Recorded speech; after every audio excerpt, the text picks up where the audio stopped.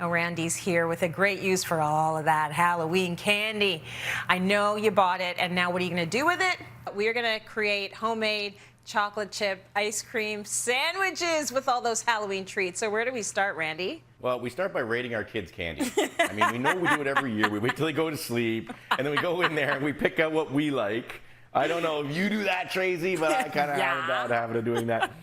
And when I do, I always pick out the best ones. What are your favorite treats, Tracy, I to love steal this from your question. kids? I love this question. Okay, so I'm Kit Kat, Snickers.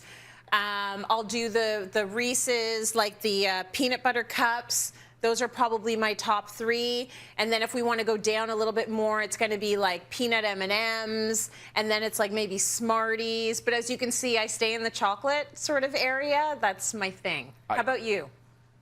You know what? You and I are like cut from the same cloth. He just wakes up with a bag full of Twizzlers, you know, and nibs and stuff. So I don't know what happened. But so today we're going to make some chocolate chip cookies, which is fine and dandy. We've got those made already. And then I've taken some of Cash's Halloween candy. I've got some Reese's Pieces here because I like the peanut butter with the chocolate. And then some cookies and cream. I mean, like, if you're to make an ice cream cookie, like, you got to start with something that's like cookie and cream. And, you know, I think Hershey's did a good job here because they made white chocolate edible. This stuff is absolutely delicious.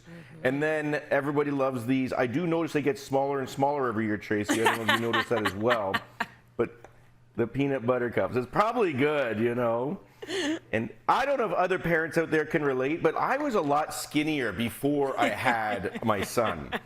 And I always blame it on him, and I kind of tell him that, you know what, it's kind of your fault I'm a little thicker now, because he would always want a treat from the store, and you have to buy him a candy bar. But he's just a little kid. He can't eat a whole candy bar, Tracy. Right? That would be wrong. And so I would do the right thing, and I would eat half of his candy bars. So this is just an elevation, an evolution of that recipe, I guess you could say. So once we're all done cutting up our candy here, we're just going to put this down and kind of like mix it all up, just like this, and then down on a plate. And doesn't that just look like... So good. You can almost put that in a cereal bowl and eat that for serious, like a cereal in the morning with a bit of milk, couldn't you?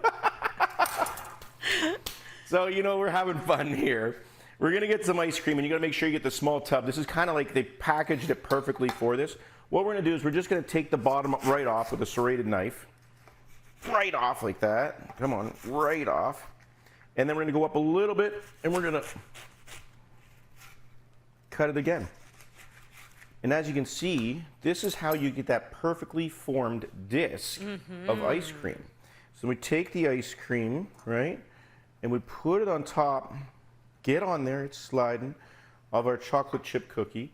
And then we get the next cookie, and this is where the fun part comes in. You ready? You just give it a little squeeze like that, because you want the ice cream to just get past the cookie, and then pretend it's like a tractor wheel and it just goes through the field of candy, right? And we package that all together. And if you want to make an extra one, you could give one to the boy and then show him what you did with his ice, with the candy that you stole from him in the middle of the night. Package this up in wax paper, put that into your freezer. But there you go. There is a great hack for your leftover Halloween candy. That is so good. And I need to ask you this about the cookie. So did you go with a hard chocolate chip cookie, or is there a little, like, is there some softness in the chocolate chip cookie? There's some softness. Make sure you put enough butter in there, because that's what's going to make that cookie soft. And I always kind of just don't get them that crispy. I don't bake them that long. I'm like 9 minutes in the oven, and I set like 3 different timers, and I've got my face on the oven just watching. And you might think they're undercooked, but let them rest for 2 or 3 minutes, and then they'll firm up a little bit. Yeah, I do the same thing. I take them out, and they're not even fully baked yet, and that's how you get that softness. But I'm even shocked you baked them. I thought you went and bought the cookies, bought the ice cream, and then just chopped up the candies, because that's probably what I would do. Randy, hey. Randy, that's very good. Listen, I wouldn't tell on you. Very, very good. Oh, I like that. Find that recipe on our website. That's